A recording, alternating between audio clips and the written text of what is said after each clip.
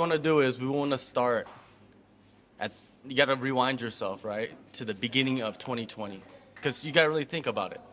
You were at Tiger Muay Thai, your brother was there, you know, a lot of momentum, you know, a lot of fighters coming in, a lot of fighters actually I'm still taking my mind back there to like, yeah, joining the team or in the process of like moving themselves yeah, to Thailand when they could actually just stay in the States and train in the States, high level training out there too, you know what I right. mean? So there was a lot of stuff building up at the beginning of 2020 for Tiger Muay Thai, even though people were saying like, oh, Tiger Muay Thai is one of the best gyms in the world, but actually you guys were like at the beginning of your rise, to be honest, you know what I mean? There was a lot of stuff going on, but Right. so go to that point right there. Pre-COVID? Yeah, pre-COVID, 2020, January, February. Yeah. Pre-COVID, actually, Loma had just made her debut in 2019, and then right after that, my wife and I went back to the States to visit my parents, and so that my parents could see Nada and stuff, my daughter, and then I flew to Korea to fly her back, or to help her travel back to Thailand, and then I took like a 15-hour plane from America to Korea, dropped my wife off. I was there for 3 hours, and then jumped on a plane back to America to Washington D.C. because I didn't want my wife to travel alone with our 1-year-old daughter, or at least the whole trip. So went back, quartered Cynthia, got back to Thailand.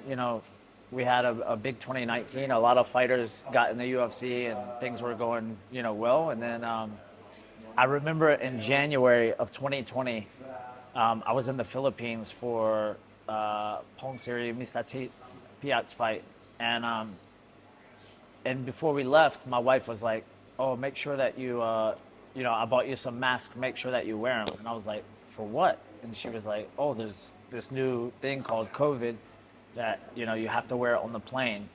And it was strange. I wore it in the plane, but obviously we didn't really wear it at the event or out and around. And then I went to February 2020. Loma fought in New Zealand against Angela Hill, and Brad fought. Hooker fought against Paul Felder. It was a great event. Obviously, like for our team, Loma didn't get the win, but it was a very close fight, and she showed a lot of good things, and it was exciting. And then at that point, I didn't wear a mask in New Zealand, but on the planes we were required to wear a mask, so it was a little bit more serious than January. And then in March, I was supposed to go to Ohio with Khalil Roundtree, and about a week before we were supposed to leave, or maybe it was 2 weeks, they canceled the NBA. And I was like, oh shit, it's getting serious now. And right after that, of course, they canceled Khalil's fight. And I remember Ian Heinich was speaking about possibly moving to Phuket at that time. And, like you said, things were like, we were just catching our stride, just kind of not starting out because we'd been doing this for a while, but things were, more fighters were coming. We were traveling all the time. I don't think there were any months in 2019, maybe one, that I didn't have to travel, to like multiple places. I remember 1 week or 1 month going to Atlanta with Khalil Roundtree when he fought. That's the time Izzy had won he was the fight before Israel, and Israel had won the interim belt. I flew back to Thailand, came back here for 1 day, see my wife, and then I took a plane the next day, Danny and I together, to St. Petersburg for Rafael to make his debut. Then after that, I flew back to Thailand for a day and a half, and then I flew to Singapore because I had a few fighters. Win Ha at the time, she was fighting on one Warrior Series, and then I was at that event, flew back, and then I was back for 2 days, and then I flew to Abu Dhabi.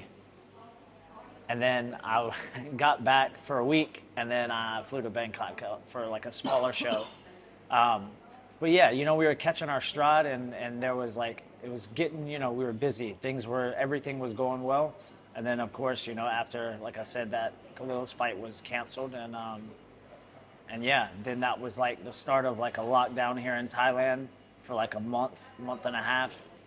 At one point, we couldn't even leave, like, where I used to live at in Chalong near Tiger. It was like, there's a place called We Cafe that's like, a kilometer past Tiger heading away from my house or heading like this way now from Tiger. And then from that point, from Wee Cafe to Chalong Circle, the roundabout in Chalong, which is right near or right on the way to Rawai, you couldn't leave. You could only travel in those spaces. The gyms were closed. Everything was closed.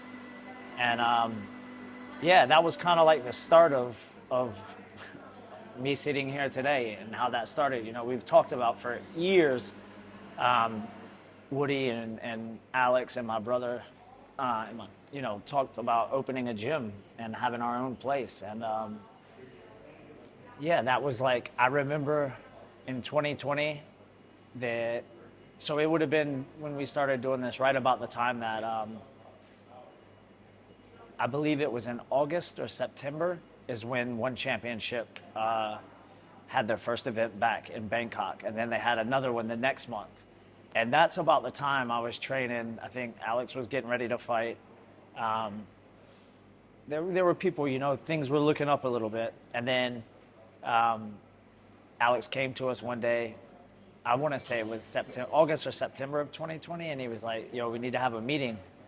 And I was like, about what? And he was like, bro, just show up. And so I think. So like, before we go further on with that story, I want to Yes. kind of like rewind, you know, and kind of dissect the lockdown period, because the lockdown period means that you can't go where you want to go, and that means businesses are not going to get the business that they deserve to have, which means some people that live in this district has a job in another district, they can't go there because there's a lockdown, right? I mean, the gyms were closed. A lot of places were closed. So let's go into that. Is like having the gyms closed, having shows not going on except for the UFC, and you know, UFC fighters, there's only like 700 in the world, so it's not like you're gonna have you know, a fighter on the show every week. You know what I mean? It's very rare.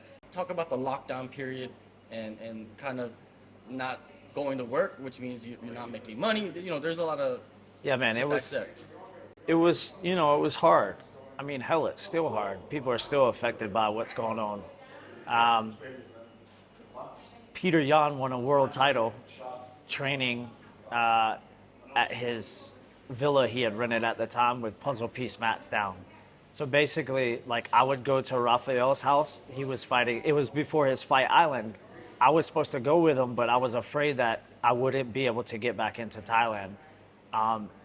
And my brother was going to be there anyways, so he was there to quarter him.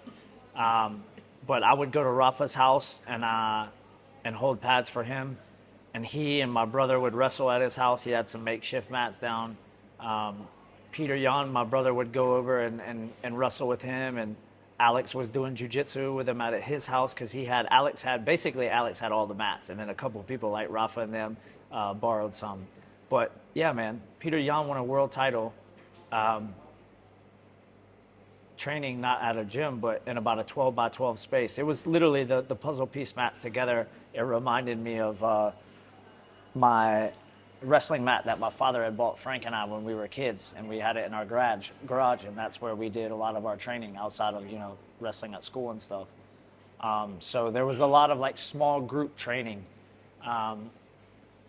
And yeah, I mean, the show goes on, you know, like the UFC, like I think Dana White said that, the show must go on, and it did go on. And people, you know, training like that as well. Rafa had that fight against, what was the English lad's name with the red hair? Mark Diabate, Jacasey. And I would say that was probably like Rafa's like coming out party. Like we've known for years that he was, as, you know, as what the rest of the world is seeing now. And that's the same case for Alex Volkanovski, Peter Yan. Like, we've always known that these people were going to do what they're currently doing. And, but yeah, Rafa, you know, he looked great in that fight. And like, remember those kicks just like going off like guns.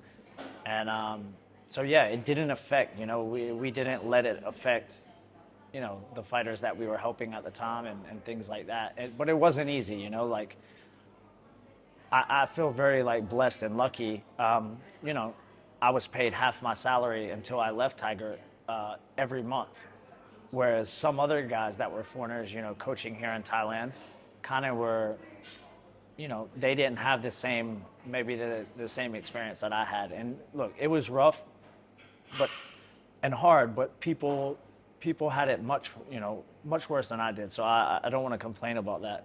And Yeah, but I think it's good to like talk more about the type of struggles that people went through, the people that are around you, because there's a lot of people that were around you that Oh, were yeah. very close to you that had to leave Yeah. because they weren't making I mean, good money. it was literally like, you know, 1 week everything was normal, and then the next week fighters and customers, and as the world was like locking down, like everyone was announcing, you know, be back by this date, you can't get in. And when it stopped, I mean, it was like a ghost town, not just at Tiger, but every other gym on that street or in the country, for that matter. You know, we could talk about Muay Thai fighters. There's been Muay Thai fighters that were maybe at the top of their game, doing very well, and some of those guys have retired. Some of them went home and were selling, you know, stuff on the side of the street, and you know, maybe had a little bit of money saved away, and they opened like a, you know, a mukbang shop, like where you can get like sticky rice and pork in the mornings for breakfast. Like, I mean, yeah, some fighters didn't make it through COVID and they stopped fighting. Some took a sabbatical, and just anything. I think as a world collectively, we like, I would have never thought in my lifetime that I would see something like COVID just completely turn the world upside down, you know? But we did, and a lot of people struggled mentally. Like, even, like, I feel very blessed. I've never had any type of, you know, mental struggles or anything like that, but that stuff's very real.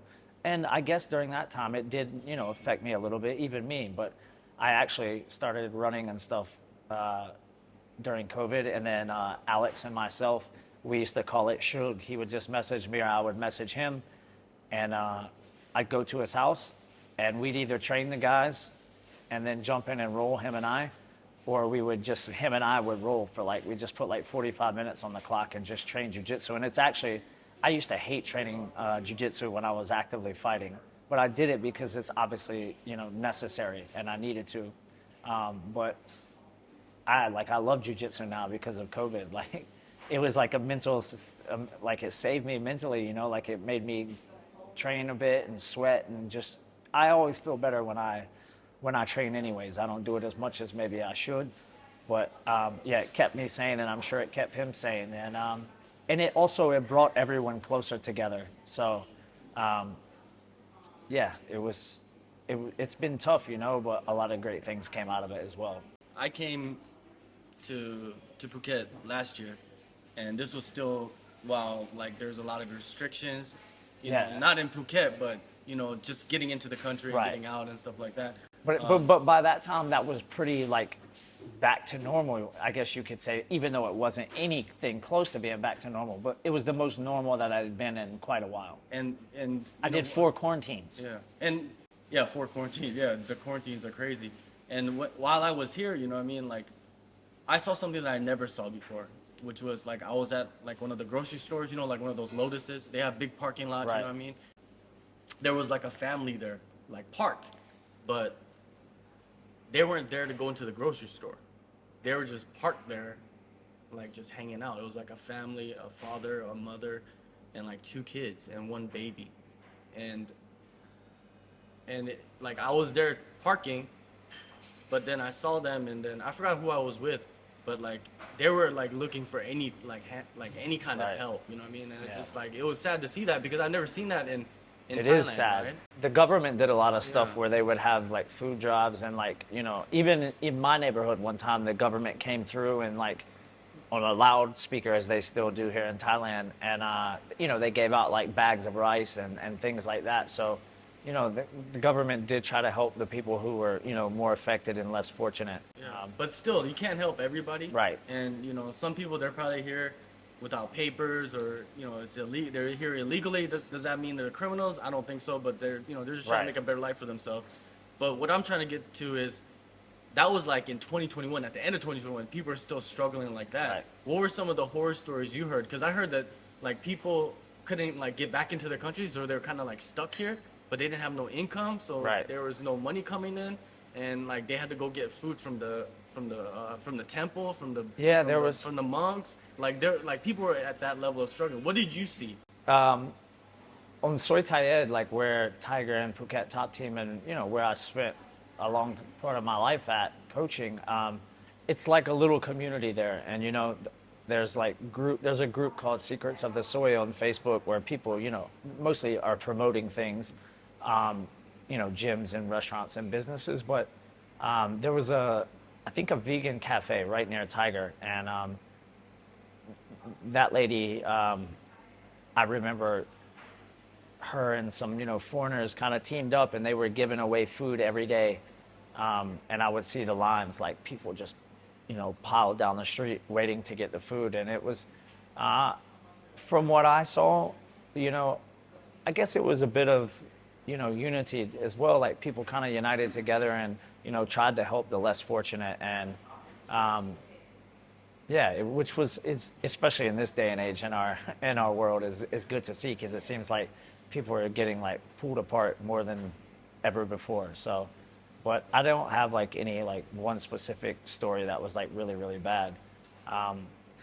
But yeah, I mean everywhere in different areas around Phuket, they would either go through neighborhoods dropping off food, or you could go to a specific place and they would have food there for you, and yeah, it's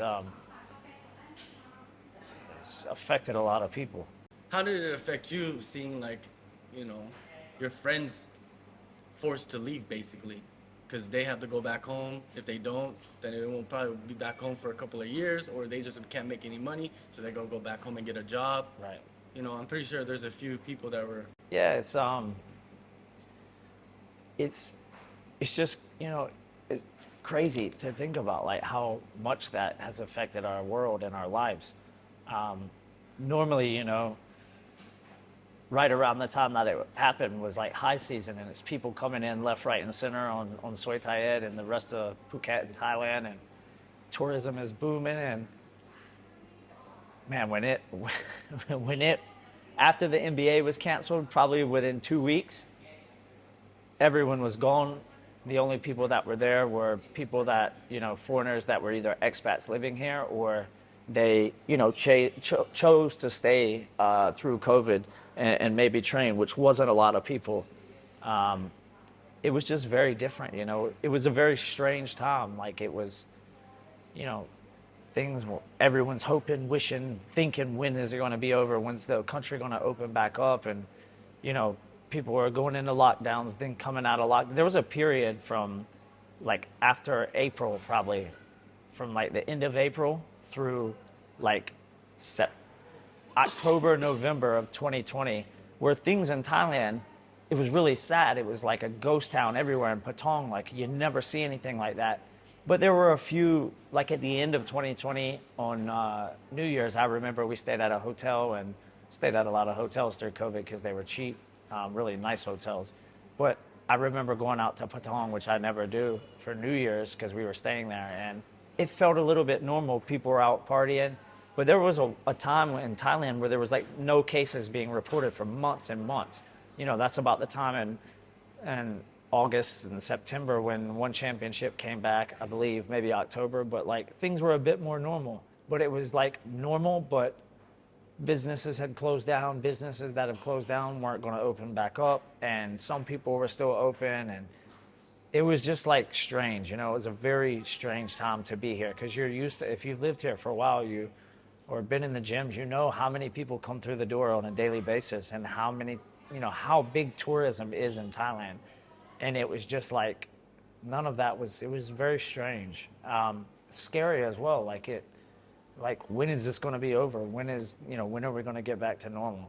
And it would, then there'd be a lockdown, and then like, it was pretty normal from, like I said, the end of April to like the end of the year in 2020. And then back into lockdown in the beginning of 2021. Like I remember I had cornered Rafa in Vegas when he beat, what's the Brazilian's name? Moicano. Yeah, when he beat Moicano. In quarantine, I remember when we got back, it was my second quarantine that I did for 2 weeks. And I did a total of 4. But that time I remember there was like, looking on Twitter, there was like cases breaking out in Bangkok again. And it was just like, shit, here we go again.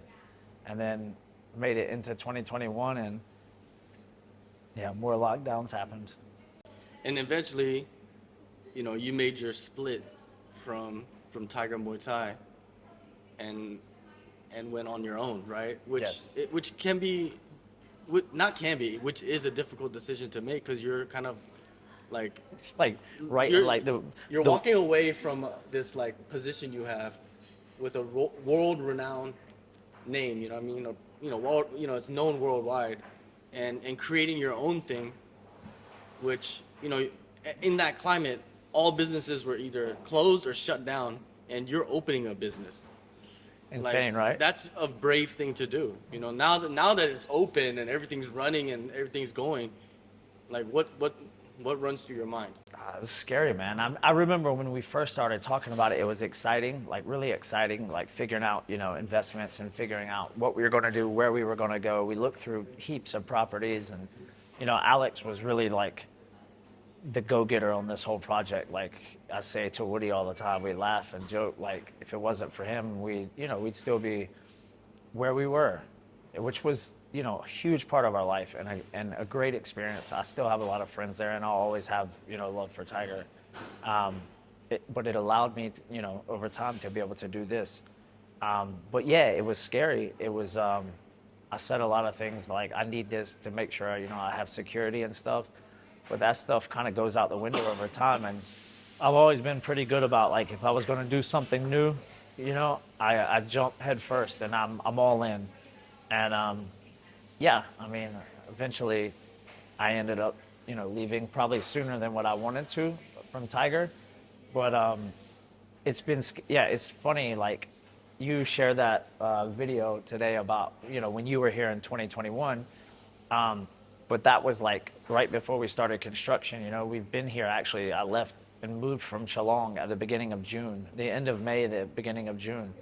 And I was training people at my house for a while, and then we had makeshift mats here at the gym, and I was just constantly thinking, like, I just can't wait till the construction starts, and then I can't wait till the mats are down, until the gym's open, and that was like, there were a lot of like stressful moments in 2021, but I'm living my dream, like Alex did a hell of a job.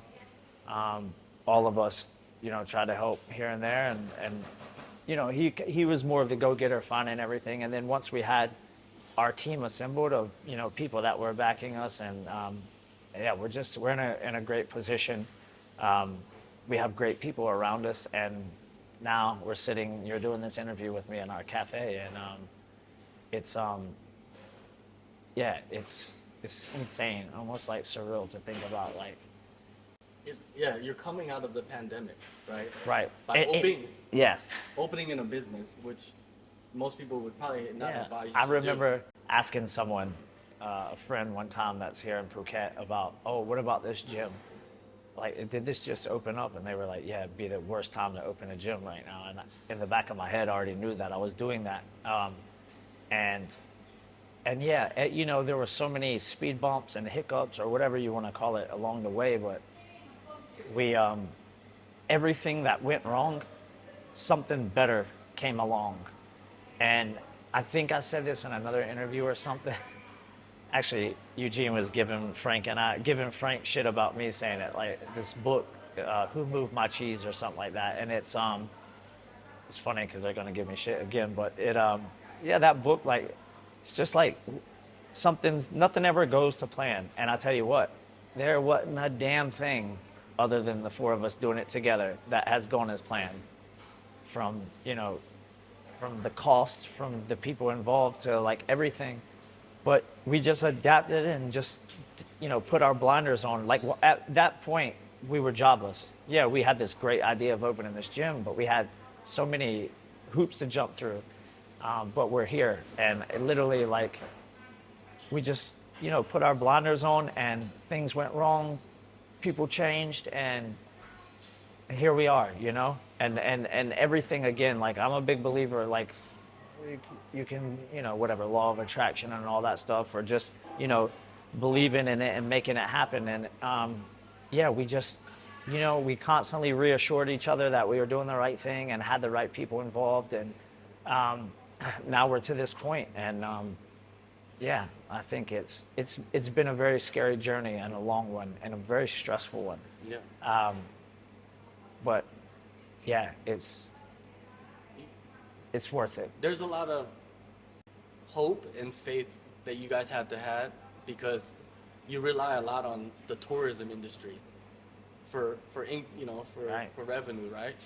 And that means Thailand has to open their borders slowly, or not even slowly. If they could open it right now, fully, but right now they've been slowly, letting go of right. everything, right? And pretty soon, I think by the end of the year, probably end of 2022, you won't even need anything to get into Thailand, most likely, except for Yeah, I mean, it's already changed and where now it's easy to get the Thailand pass. The first couple times it was. And how fortunate is that for annoying. you guys? It was great because you know what? Our goal was to be, initially, we wanted to be open by the end of the middle, first, like the beginning, middle of 2021. Then it changed to like, we just want to get open like whenever that is. And then the goalposts just kept changing as things happened or went wrong. And but you know what? Everything it couldn't have been any better timing, like we hit it perfect. And it was by hard work for sure, but luck and everything involved. But we're here, baby. We're here. So what do you see? Like, it's not just you guys. There's a couple new spots on the island. Yeah. And it seems like more and more people are coming through. There's a better community, a community that like kind of reaches out to each other. Right. And at these new spots, even the old spots as well. What do you see in the next couple of years when tourism actually gets back to like 100%? Well, I think, I was really against the area here in Bangtao at first. But it was because I was ignorant. I'd only been to like beach clubs because there's a lot of like catch beach clubs like 500 meters around the corner. And yeah, I was against it at first, but then I spent a couple weekends up here where I really like went around. A friend had taken me around, see a wheel, and I fell in love with the place, and I couldn't wait. I was still, showing up to work and stuff, but I just knew like this was a great place, and I think it was one of the least affected areas on the island by COVID, which is a good thing. There's a big expat community. The people are different, not different, but it's a very different vibe from what we were used to. I mean, you can finish training and make a right out of the gym and be at Bangtao Beach in 30 seconds, or you can make a left and be at Surin Beach in a minute and a half. And there's great restaurants. The people are cool. It's laid back. It's I started surfing through COVID last year when my wife went to America to see my parents with my daughter for 3.5 months. Alex was banging on every day about surfing, and I kept telling him shut up, but finally I went, and like I've fallen in love with it. It's a great physical hobby to have, and it's great mentally. But I started doing that, so there's always something to do. But just yeah, this area is it's great, and I think it's going to grow significantly. I think like it's just a matter of time before for this street between Bangtao, because it's like Surin Beach here, and then you go around until you get to Bangtao Beach, and it's very similar to like a Soi Tayed in a sense where you got all the accommodation and villas and hotels and houses. There's more than enough of that everywhere, but there's also restaurants and massage shops, so it has everything that somebody that has been to the Soi before or something like that. It's a great area. So I think that this area is going to change. It's going to change a lot in the coming years.